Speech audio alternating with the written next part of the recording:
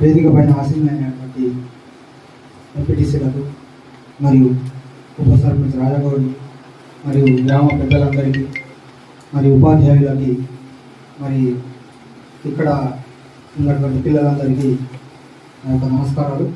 పిల్లలందరికీ ఉన్న ప్రేమ. కొత్తది ఎప్పుడు ఉత్సాహాన్ని ఇస్తుంది.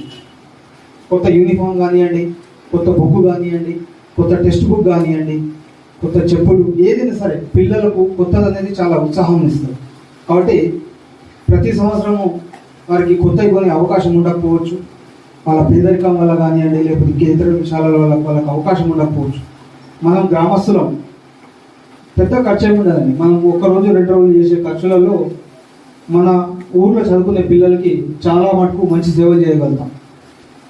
అదొకటి అందరూ దృష్టిలో పెట్టుకోవాలి. గ్రామాలలో ప్రతి యువతకు